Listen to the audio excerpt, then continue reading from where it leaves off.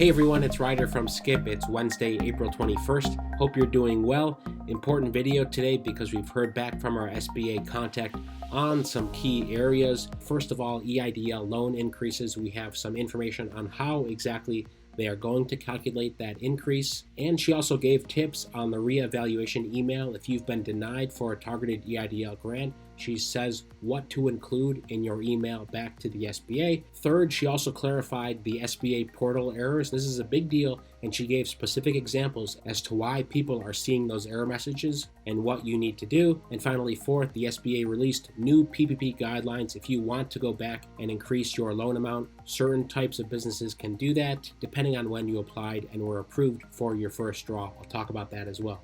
Be sure to watch until the end. As always, thanks so much for subscribing, liking this video so more people see it, so the YouTube algorithm shows this to more and more people. Let me dive right into the meat. This just came out. It was effective yesterday, but this was literally just put up on the SBA's website earlier today. Updated notice on first draw PPP loan increase after enactment of the Economic Aid Act. By the way, we're going to post this procedural notice on our blog and app, and I'll leave a link below as well.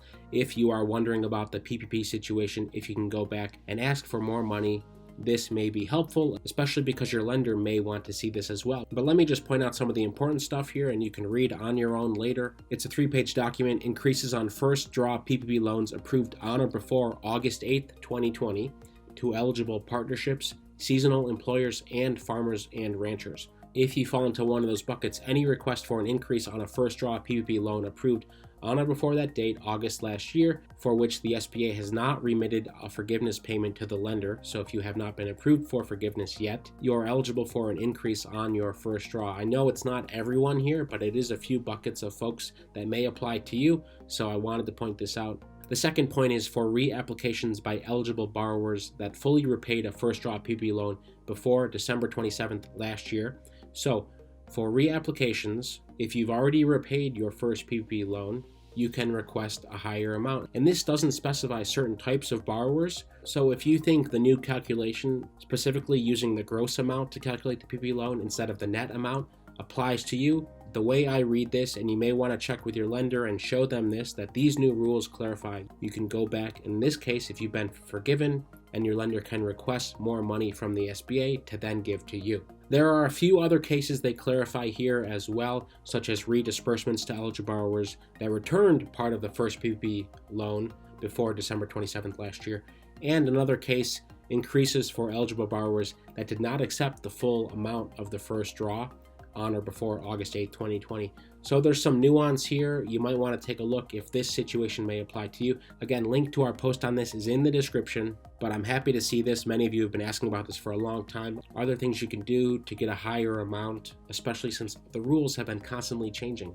By the way, I've been talking about Isabel Guzman for a few weeks now. She took over, I think, 4 weeks ago now. She's been doing a lot. You know, we've seen the targeted EIDL grants speed up. Many of you are still waiting. We've seen the EIDL loan increases be implemented, and we expect to hear back on that next week. And overall, we've seen better communication, not only by email, but across social channels as well. And I'm going to pull up the letter from our SBA contact in a second, but here is a feature by Forbes saying, here's the woman fighting for Main Streets. It's a Q&A with Isabel Guzman.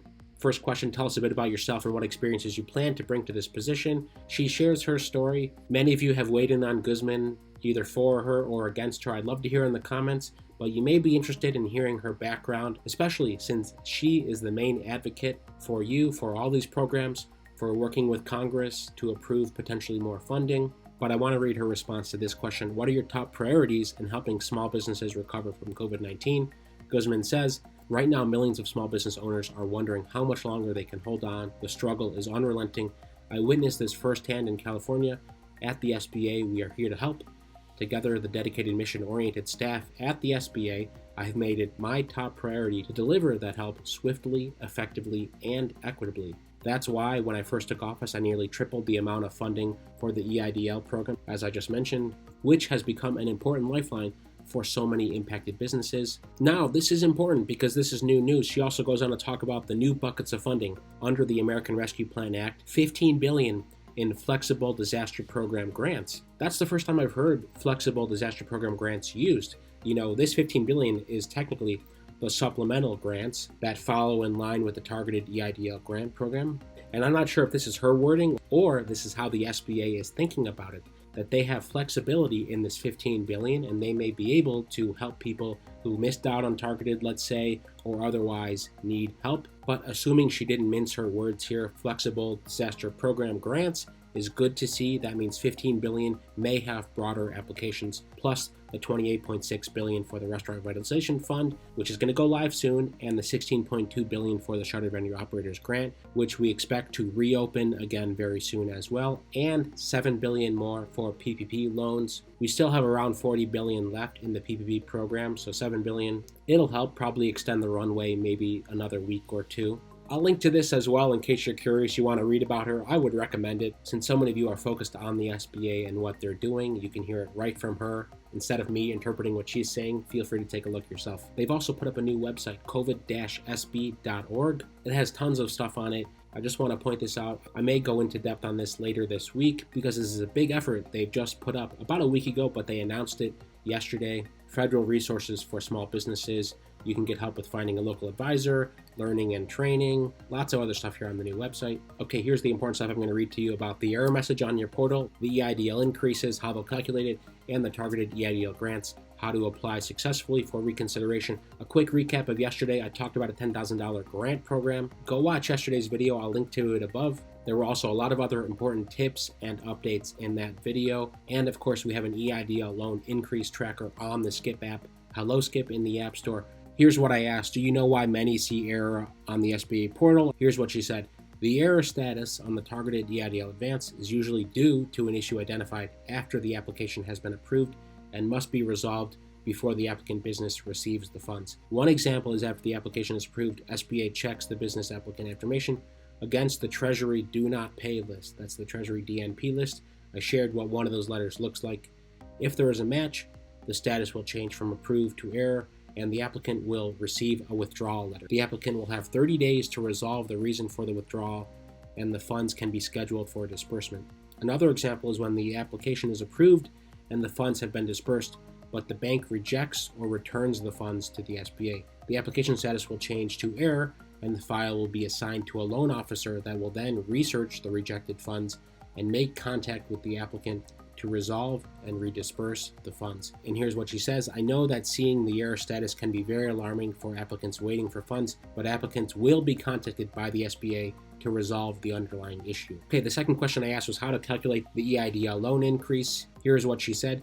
For small businesses, the loan amount is the lesser of $500,000 or 24 months of economic injury, and the economic injury is calculated by gross annual revenues minus annual cost of goods sold. For nonprofits and agricultural enterprises, the loan amount is calculated by the lesser of $500K or 24 months of operating expenses. So keep that in mind if you're trying to figure it out. Gross annual revenues minus annual costs of goods sold. Finally, my third question here was specific to targeted EIDL grants, reevaluations, and tips there. Here's what she said. Yes, if you've been denied, they should provide any information that will help to overcome the reason for the decline. If the file was declined because the IRS responded to SBA that no record found for 2019 tax returns, but the applicant has the stamped tax returns or a tax transcript received from IRS, they should provide it with their request. Only provide documentation or information that pertains to the specific reason for the decline. That IRS tax return not found has been the most common reason, so hopefully that helps some of you. That's today's update. I know there was a lot there. Check the notes for more information on all of this, including links. Be sure to subscribe, the subscribe button right above my head here. Stay well, stay healthy, and I'll see you tomorrow.